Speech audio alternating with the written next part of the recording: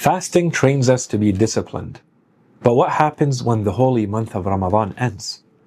How often do we start this month very strong, focused, motivated, spiritually connected, only to watch that energy slowly fade once Ramadan is over? The real challenge isn't just fasting for 30 days. It's carrying that same faith, that same discipline and devotion into the days and the weeks and the months that follow. That's why today's supplication is so powerful. We're not just asking Allah subhanahu wa ta'ala to help us complete our fasts and prayers with devotion. We're asking Him to keep us firm, help us stay away from missteps, and grant us the ability to remember Him constantly. Because success in the holy month of Ramadan isn't just about what we do while we're fasting, it's about what we take with us once this month is over. So let's think about how to make this more than just a seasonal effort, how to ensure that what we build during the holy month of Ramadan lasts beyond it. Let's dive into this supplication and discover how to turn the short-term devotion into lifelong spiritual consistency. On day 7 of the holy month of Ramadan, we recite the following supplication. اللهم أعني فيه على صيامه وقيامه وجنبني فيه من هفواته وآثامه وارزقني فيه ذكرك بدوامه بتوفيقك يا هادي المضلين. O God, help me in it to fulfill its fasting and worship, and steer me away in it from missteps and vices, and grant me in it your remembrance in continuity. Through your providence, O guide of those who are lost. As we reach day 7 of the holy month of Ramadan, this supplication reminds us of something essential, that we cannot do this alone. Yes, we are fasting and praying and striving, but our success in worship isn't just about our effort, it's about Allah's help to us. We might start the holy month of Ramadan strong, but without Allah's guidance, how do we stay consistent? How do we avoid the missteps and the distractions that come our way? How do we make sure that the effort that we put in now doesn't fade the moment that the holy month of Ramadan ends? Today's dua is a powerful reminder that we need Allah subhanahu wa ta'ala's support to complete our fasts with sincerity, to stay away from sin, to keep His remembrance alive in our hearts constantly. Because true spiritual growth isn't just about worshipping during this one month. It's about making that devotion a permanent part of our lives.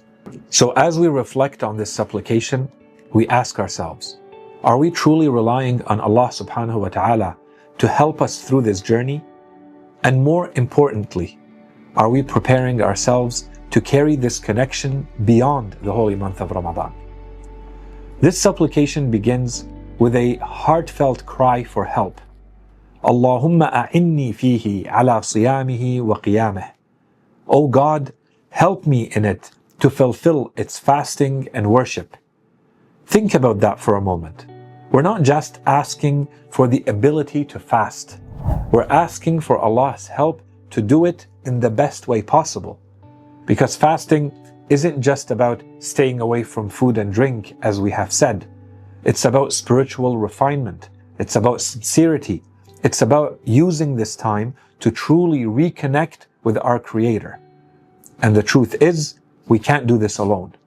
Our prayers, our Quranic recitation, our acts of worship only hold true meaning when Allah subhanahu wa ta'ala grants us the ability to perform them with sincerity. Without this help, we risk going through the motions rather than truly transforming ourselves. This supplication takes a step further.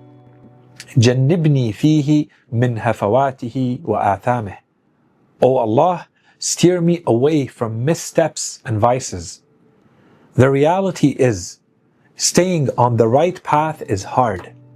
Distractions, temptations, and old habits constantly try to pull us away.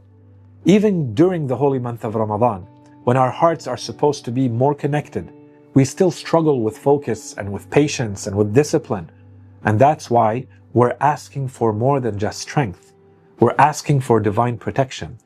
Protection from falling into old habits. Protection from letting our weaknesses take over.